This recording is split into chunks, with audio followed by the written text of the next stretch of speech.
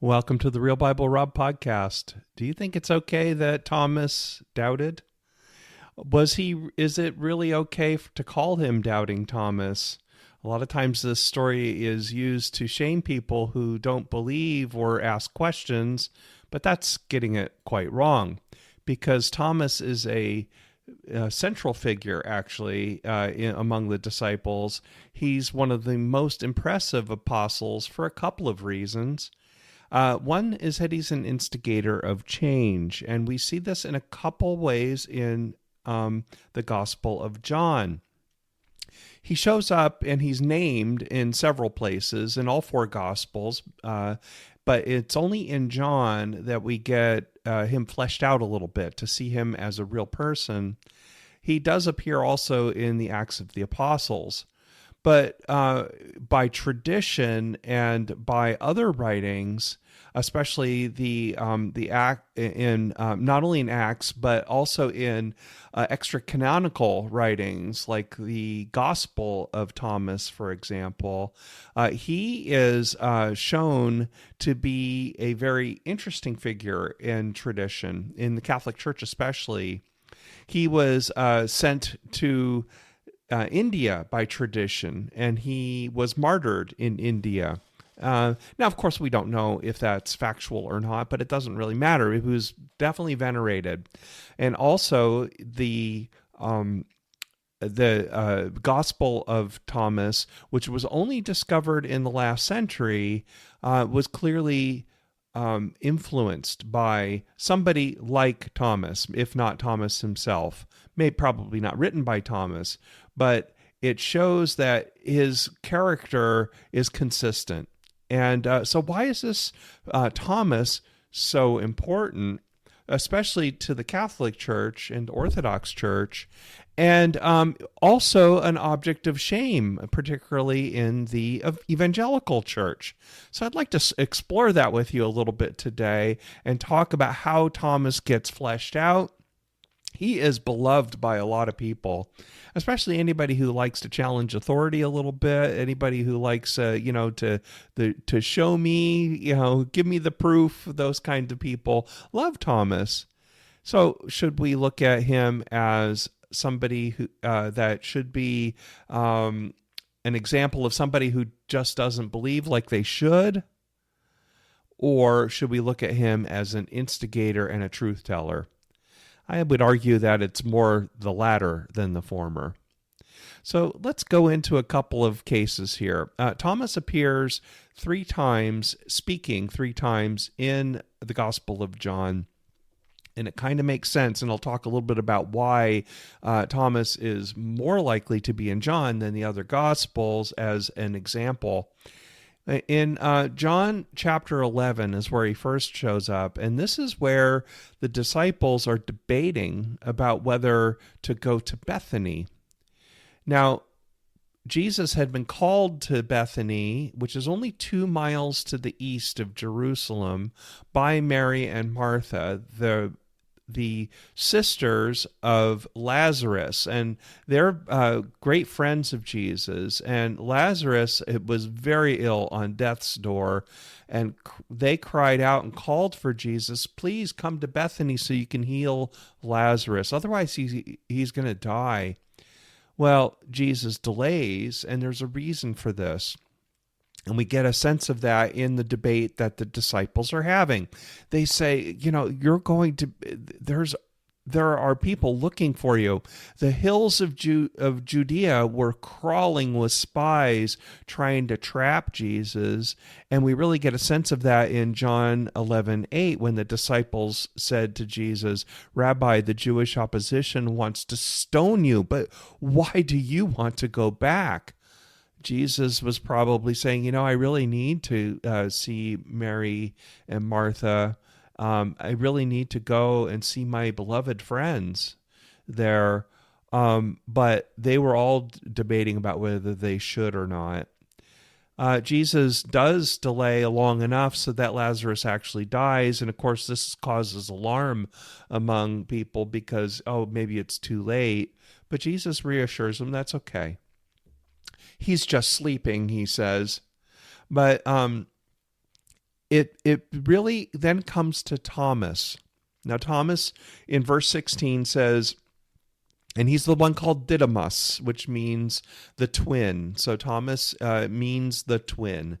And so we don't know about Thomas's brother or twin sister. We don't know anything about them, but just that's what his name was. And he said to the other disciples, "Let us go too, so that we may die with Jesus." In other words, he's the decisive factor. He's the one that says, now is the time.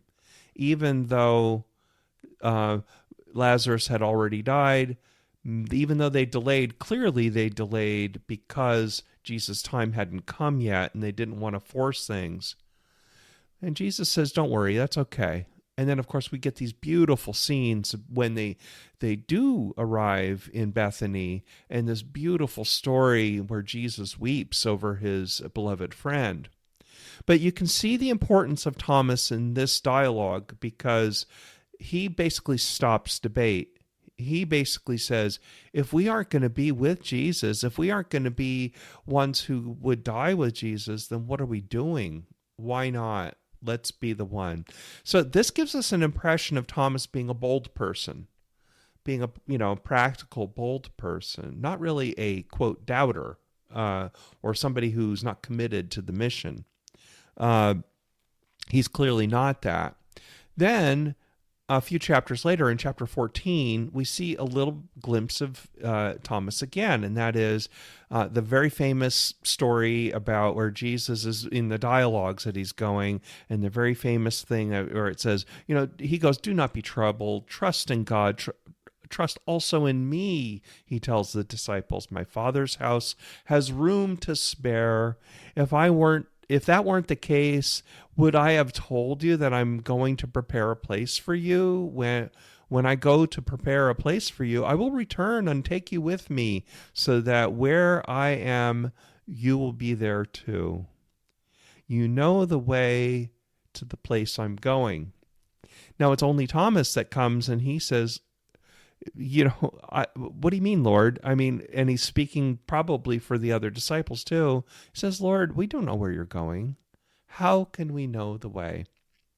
So once again, he's the instigator. He's the one that says, he propels the narrative forward. And he says, and Jesus, of course, answers with the most famous statement from the middle chapters of John. One of the most famous in all of the Bible says, "I am the way, the truth, and the life. No one comes to the Father except through me. If you have already known me, you will also know the Father. From now on, know him and you know him and you have seen him." Thomas is the one that makes this happen. So you could say, well, is Thomas just kind of this practical, down-to-earth guy? His head isn't in the clouds. We kind of get that feeling from this. And where you really get that feeling, of course, is in the very famous dialogue that happens in John chapter 20. So Jesus has already been raised. The other disciples had seen Jesus, but Thomas hadn't. And we don't know why Thomas isn't there earlier on. He may have been busy. Who knows? We shouldn't read too much into that, other than to say here in chapter 20 it says Thomas, the one called Didymus, the twin, one of the 12, wasn't with the disciples when Jesus came, and the other disciples told him, "We've seen the Lord." And then Thomas famously says, "Unless I see the nails in his hands and put my finger into the wound left by the nails and put my hand in his side, I won't believe." So he's basically saying, I'm not believing in your witness. I need to see Jesus for myself. And then it's been 8 days. Now, something very interesting happens 8 days later. When Jesus comes, it says the doors were locked. Yet Jesus came and stood among them. So it's like this Jesus is walking through walls. Jesus is appearing. Just before this, when we hear about Mary Magdalene at the tomb, And she recognizes that the gardener who she's speaking with, who she presumes is the gardener, is actually Jesus. Jesus says, stand back, don't embrace me, don't touch me yet. And because you can just imagine her great relief, she would just want to reach out and hug Jesus. And he says, so it's very curious. Is Jesus really physical, or is he a spirit? Is he? He basically says, I'm not ascended yet. You shouldn't. And there are a number of like little clues here where Jesus people don't recognize him. The road to Emmaus and Luke, the walking through walls, the suddenly appearing and people recognize him. And you kind of wonder, if Jesus were a physical being, the risen Jesus, well, why don't people recognize him? Now, there are a lot of theories about this and so forth, but it's Thomas again who comes and makes this statement. Look, you guys, I don't know if you're dreaming or not, but boy, this doesn't sound like Jesus.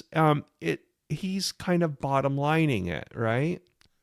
So then Jesus comes and says, peace be with you.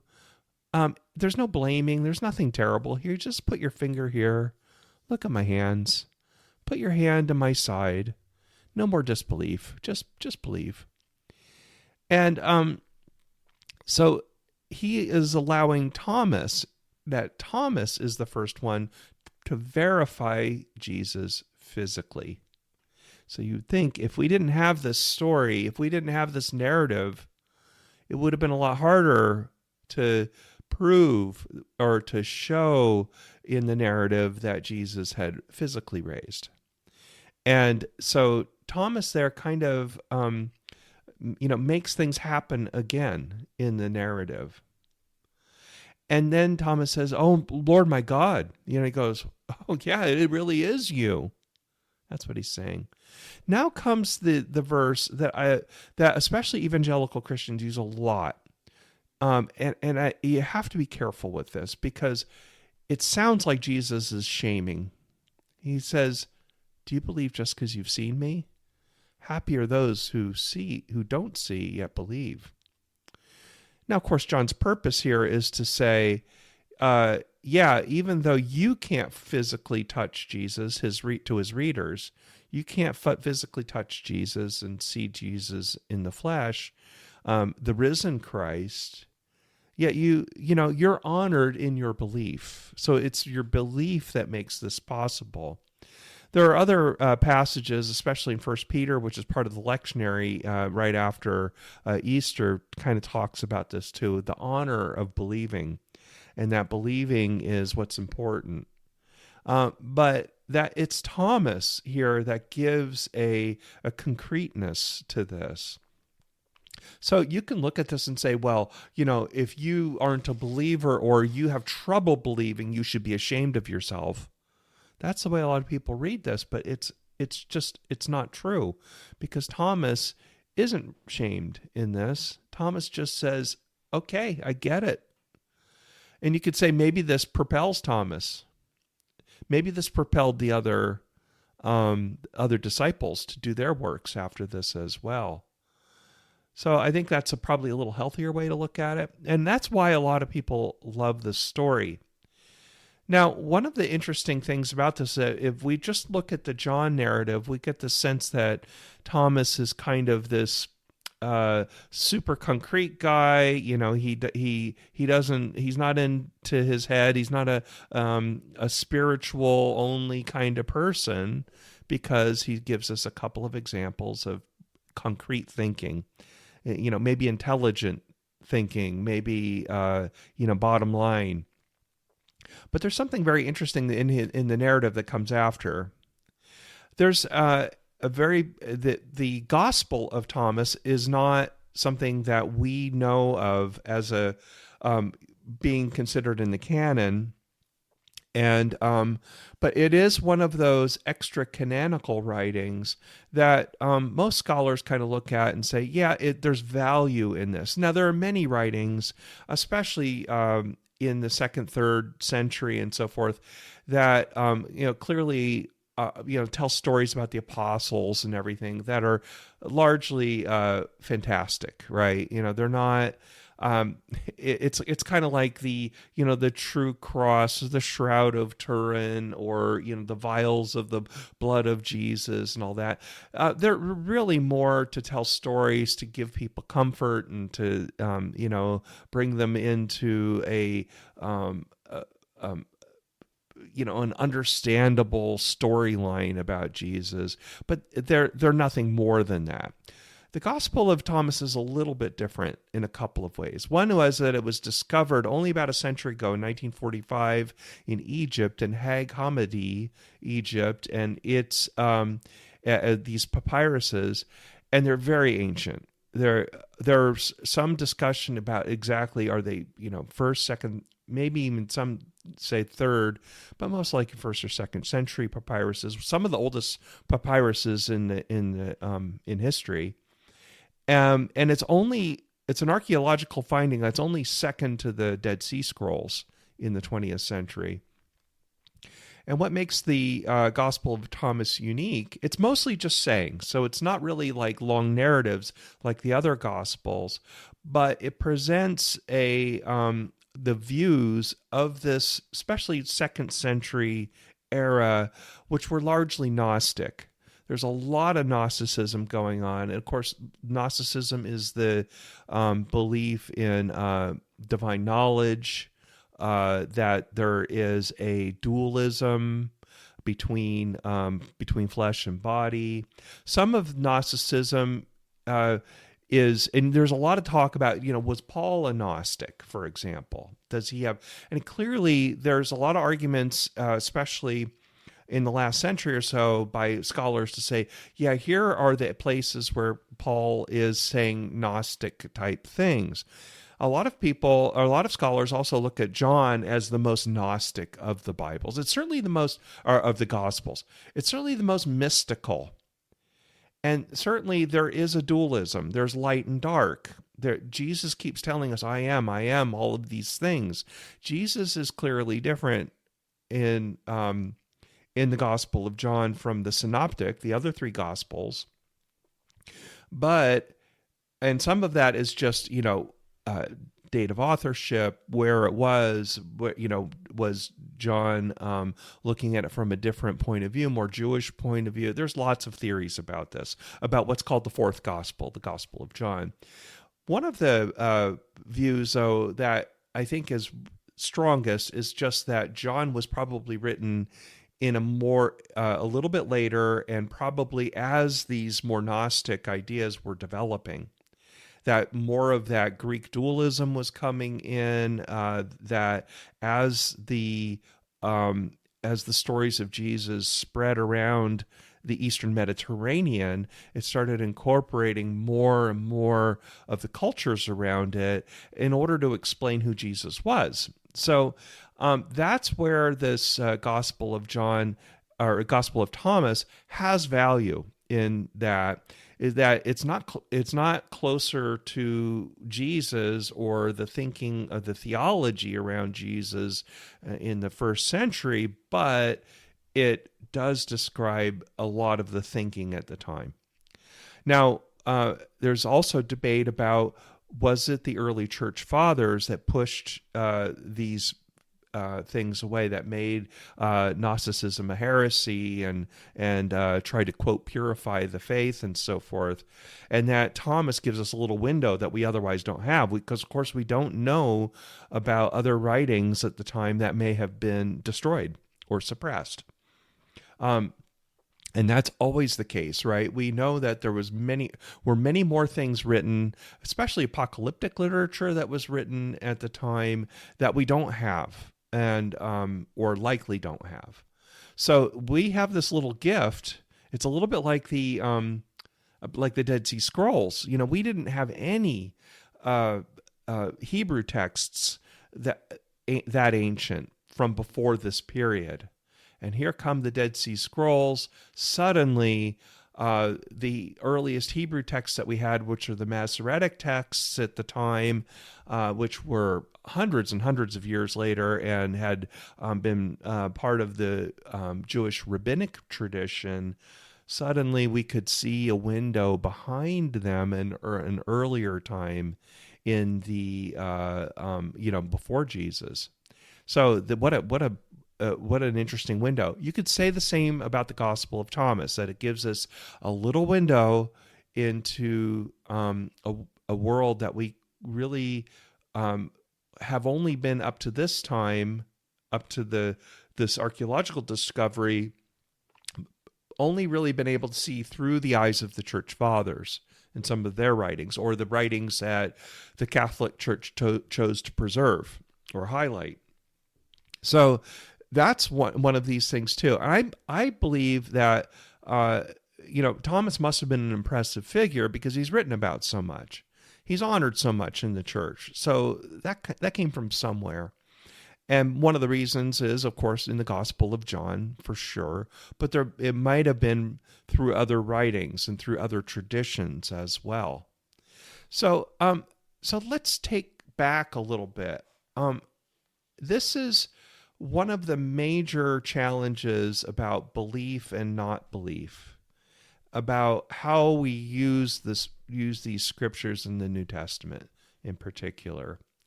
I've spoken quite a bit about the idea of pisteuo, pistis, which is Greek for belief, and that as modern, postmodern people, we look at belief and we believe in sort of this fact, non-fact, and that belief is about saying something is a fact.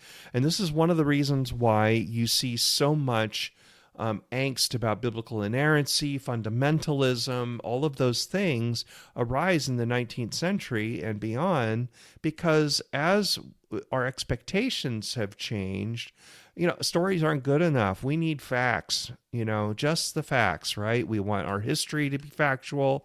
We want our science to be factual. We want our Bible to be factual. Otherwise, it doesn't stand the test of time. That's something we believe. But that gives us a false impression of what belief is in the New Testament. Because pisteuo, to believe, or is really more like to faith or to trust. So it's not a cognitive decision about whether something is fact or not fact. It's more about trust that what you're hearing makes sense and fits into your belief structure, your structure. So yeah, there's an element of deciding whether something's factual or not factual.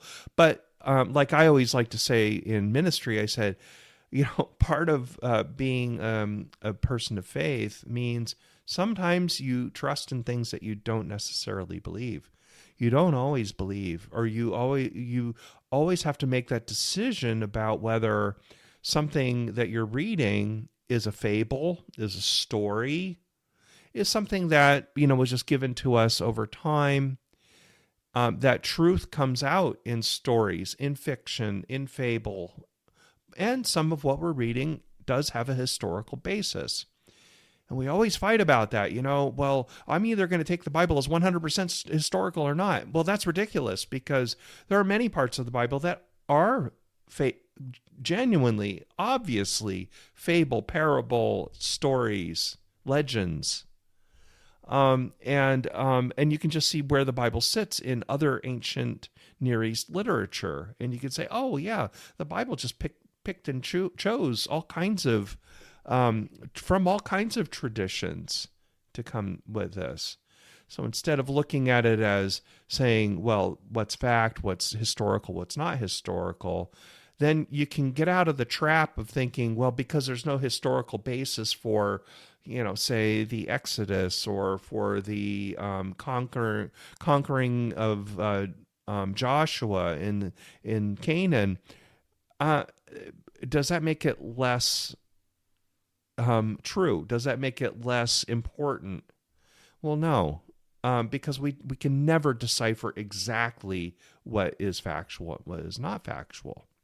So this is why I think Thomas is important, because those people who honor Thomas and see the value of Thomas being that voice of reason and practicality, that Thomas, even in legend, he's not rejecting spirit at all, because the Gospel of Thomas and the legends about Thomas are that he is a very spiritual person, but he's got both. He's got both feet. He's got the spirit of practical touch, physical, and he's got also the spiritual knowledge as well. So to me, you could say, well, maybe he is a well-rounded person. Maybe he's kind of like Paul is, or Peter is, or other characters in the New Testament that we have a lot more information about, that he's not all one or the other. He's just like all of us, a human being, trying to decipher, trying to understand, trying to deal with this this dual nature we have, being both spiritual beings and being physical beings, right? So maybe I think if we look at that in that way, so those people who really admire Thomas tend to like that sort of practical aspect of Thomas, and saying that, it's okay to doubt, it's okay to challenge, it's okay to push back a little bit. And then there are those who are offended or shamed, or feel that Thomas should be should have felt shame in this, and interpret it that way, and then use that to say that,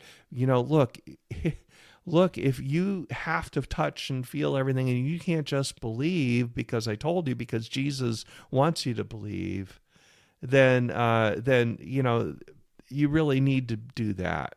So in a way, this story and who Thomas is a little bit of a mirror to us on what we think is important or not. So with that, I'll say that, there's lots of things about the Bible that aren't really there. Let's take another look at Thomas. Enjoy what this is. We're in the after Easter period time. Who is Jesus? Is Jesus just a spirit that walks through doors, and closed doors, and you can't really touch? Or is Jesus somebody you can challenge and say, I won't believe unless I touch? And then, of course, Thomas gets that gift of being able to see the risen Christ as a physical being as well. And then, and so with that, I say, God bless you, and thanks you so much for listening.